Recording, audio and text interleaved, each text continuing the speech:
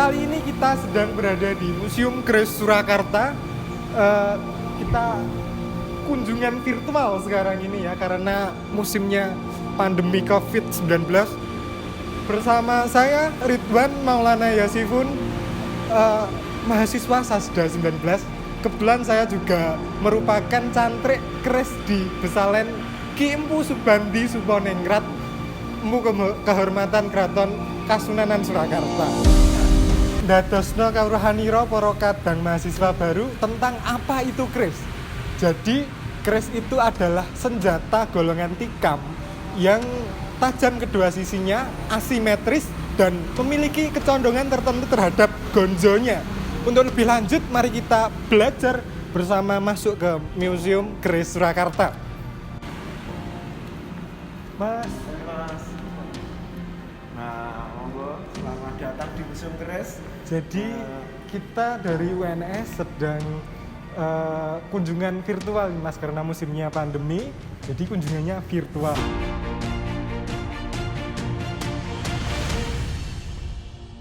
Tahu dulu sejarah awal, sejarah singkat museum ini dibuat bagaimana? Oh, kalau museum ini dibuat pada diresmikannya itu tanggal 9 Agustus 2017. Nah, kalau untuk awal sendiri pendirian Museum Kris ini berdasarkan dari sertifikasi UNESCO. Nah, Kris dinyatakan sebagai benda peninggalan kebudayaan dunia. Seperti itu, Mas. Nah, pada tahun 2005 di Paris, Prancis, seperti itu. Nah, ini tentang ricikan ya, Mas. Nah, kalau teman-teman bisa lihat di sini, ini bisa kita lihat di sini adalah komponen kris. Nah, kalau komponen kris secara bentuk detailnya itu istilahnya adalah rician. Nah, bisa dilihat di sini. Nah, kelengkapan rician ini, Mas, entar itu yang menentukan dapurnya apa atau tipologi krisnya apa. Nah, ditentukan oleh kelengkapan rician ini. Nah, contohnya seperti ini bisa dilihat. Jadi beda satu rician aja, beda satu anatomi aja, nanti beda nama dapurnya ya, Mas? Ya Mas. Oh ya, ini Mas, satu hal yang menjadi dasar pengetahuan kris itu tentang bentuk kris. Istilahnya apa? Nah, kalau dari bentuk kris sendiri secara tipologi itu istilahnya dapur, Mas, istilah Jawa. Nah, dari bentuk rancang bangun tiap kris itu bisa berbeda-beda. Nah, tiap perbedaan tipologinya atau bentuk kris tersebut ntar mengacu pada filosofi atau engine table yang ada di dalam bilah kris tersebut. Nah, langsung coba lihat, Mas. Oke. Nah, contohnya seperti ini, Mas. Nah, seumpama kita buka awal ini dulu. Nah, kris ini ada yang memiliki 5 loop. 3, maaf. Nah, 3. Kalau kita detail lihat seperti ini, nah ntar akan beda. Contohnya satu lagi, boleh dipegang, Mas? Oke. Nah, non sewu. Oke. Nah, ntar saya bukakan yang ini. Nah, contohnya ini. Nah, contohnya seperti ini. Kalau kita melihat detail kerisnya, detail keris, kalau ini tadi kan dia tanpa ada ukiran-ukirannya. Nah, kalau ini ada. Nah, namanya sogoan. Sogoan, lalu yang tengah ini. Nah, ini tanpa sogoan. Nah, ini tanpa sogoan istilahnya. Nah, garis tengah yang ada di pangkalan keris. Nah, terus kalau ini dia sama-sama memiliki sekar kacang atau bunga kacang. Nah, terus mereka walaupun mereka sama-sama memiliki grene. Nah, dari bentuk dasar ini biasanya dia bentuk aksara Jawa do ama mo. Nah, contohnya seperti ini. Perbedaan mendasarnya dia memiliki sogoan dan pundak setegal. Nah, dan ini enggak. Nah, itu akan menentukan perbedaannya di situ. Nah, dan jumlah lotnya berbeda juga. Nah, kalau ini tadi 3 ya. Kalau ini 7. 1, 2, 3, 4, 5, 6, 7. Nanti nama dapurnya beda. Nah, itu ntar membedakan. Kasarane iki Scoopy, iki Vario. Nah, seperti itu ya Mas. Nah, tipenya seperti itu kawan-kawan. Lo 3 dapurnya jangkung. Nah. Lo 7 dapurnya apa Mas? Panimbal. Nah, Panimbal pudak setegal. contohnya seperti itu. Jadi jumlah dapur di keris Jawa itu puluhan bahkan ratusan. Yang membedakan ya anatomi atau Anatomi tipnya. rincian kecil-kecil tadi, jumlah loknya dari lurus sampai dengan lok 13 itu wajar. Keris biasa lebih dari 13 sampai dengan berapa Mas? 25. 25 atau 29 ada Mas? Ya. Itu disebut keris Kolowijan. kolowijan. Nah, seperti itu. Jadi keris itu banyak banget jenisnya. Ini ada yang menarik lagi nih Mas. Di bilah keris ada warna putih hitam. Namanya apa? Oh, itu. Ini namanya pamor, Mas. Pamor. Nah, pamor itu merupakan corak yang muncul di bilah keris. Nah, corak tersebut muncul ketika diberi warangan atau asam arsenikum. Nah, dan penciptaan pamor sendiri itu merupakan pelipatan antara besi dan nikel. Nah, dibentuk dengan teknik istilahnya teknik pattern welded ya. Nah, ditempa lipat jadi seperti ini menciptakan serat-serat atau urat-urat warna.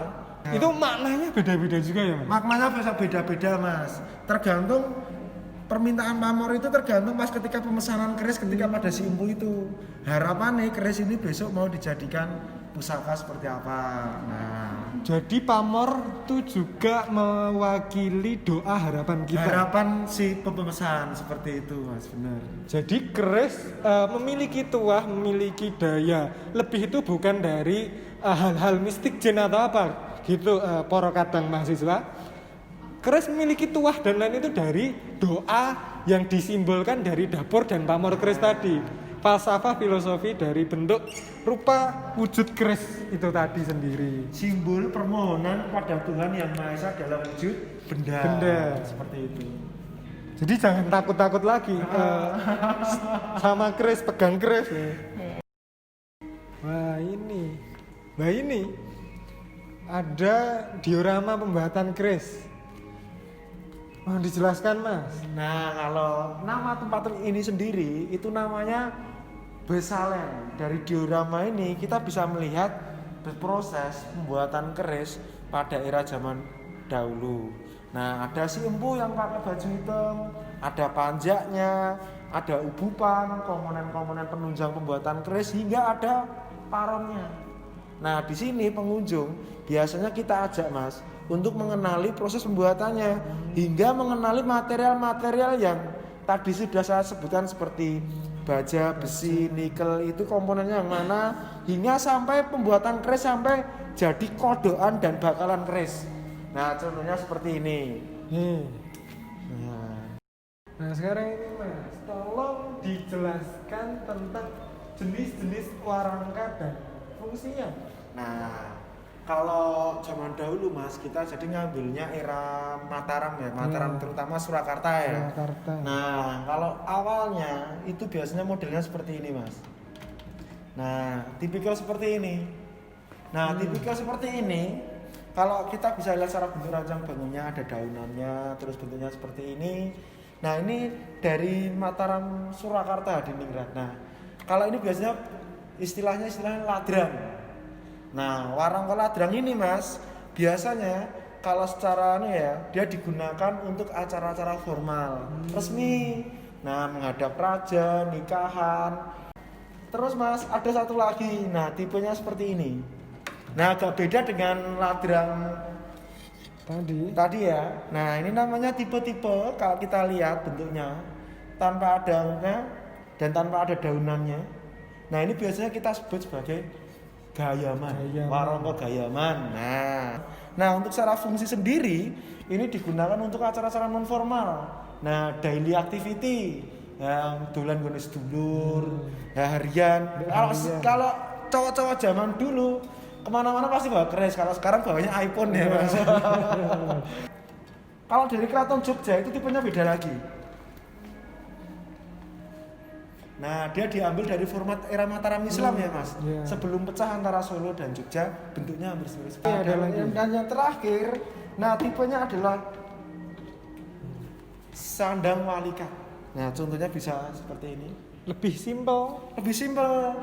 Nah, dulu kalau waktu era kerajaan biasanya dia digunakan ketika melakukan perjalanan jauh, melaksanakan tugas dan para ulama. Nah, seperti itu. Saya pengen lagi Oke, siap. dicontohkan cara melolos kris. Soalnya dulu pernah ada cerita mahasiswa Sasda 19 waktu pentas itu pakai kris saya, ngelolosnya itu dicabut kayak pedang ya, nggak sopan gitu. Ini ada, saya dicontohkan adabnya melolos pusaka. Kok kenapa ada adab Mas? Karena itu sebenarnya secara filosofi pemaknaan dalam pemegangan senjata itu orang Jawa seperti ini. Kalau kita megang senjata, ketika kita megang senjata itu sebenarnya mendatangkan tanggung jawab yang besar. Nah, jadi ketika kita melolos pusaka itu ada etikanya. Harapannya masyarakat Jawa itu tidak semena-mena dalam memegang senjata ya Mas. Nah, contohnya seperti ini, posisi seperti ini. Nah, ingat daunannya ada di sebelah kanan. Kalau kita melihat detail keris itu ada tonjolan kayu kecil seperti ini kawan-kawan. Nah, ini sebenarnya untuk membuka kunci. Namanya ricangkrim. Nah, ini seperti tombolan. Nah, kita dorong Mas. Nah, Pakai jempol. ingat ketika melolos pusaka yang bergerak adalah sarungnya. Nah, ingat ya teman-teman, posisinya seperti ini. Diangkat. Nah, tangan kanan itu berhenti. Nggak usah narik gini, nggak perlu. Nah, jadi posisinya tangan kanan diem, yang bergerak adalah tangan kiri beserta warongkonya. Nah, dalam posisi ini belum selesai, terus taruh samping kanan. Nah, ini secara komunikasi nonverbal ketika era kerajaan, kenapa kita taruh di sini Mas? Pertama, itu secara komunikasi nonverbal bermakna tidak ada itikat untuk berperang ya Mas. Dan yang ketiga, untuk secara spiritual itu untuk ngibaske energi negatif yang ada di dalam keris. Dan yang ketiga, itu secara fungsi agar tidak kita terpapar oleh racun dari arsenikum itu tadi. Nah, jadi radiasinya. Nah, posisinya seperti ini. Nah, ini posisi aman. Kita taruh depan. Nah, seperti itu. Nah, ketika megang keris tidak boleh ditunjuk-tunjukkan seperti ini ya Mas. Nah, megangnya harus gini. Ingat cara megang? Kak pegang pistol. Nah, seperti ini. Pusaka itu simbol doa harapan, cita-cita, jadi pegangnya ini harus ada adabnya. Nah, seperti itu. Kalau masukkan juga sama.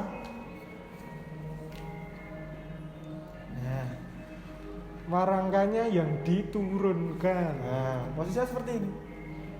Sama seperti waktu masukin tadi. Nah, udah keris dalam posisi aman. Nih, ada pertanyaan dari mahasiswa baru Mas tentang gimana sih wujud bentuk keris yang paling tua.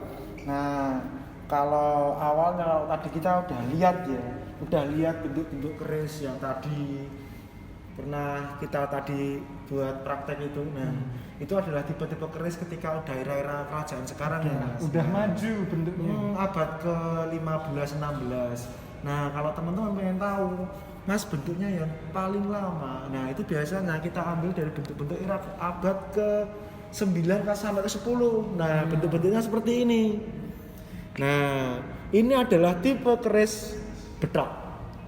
Nah, jenis-jenis bedok ini biasanya tipikal keris-keris bentuk-bentuk tua.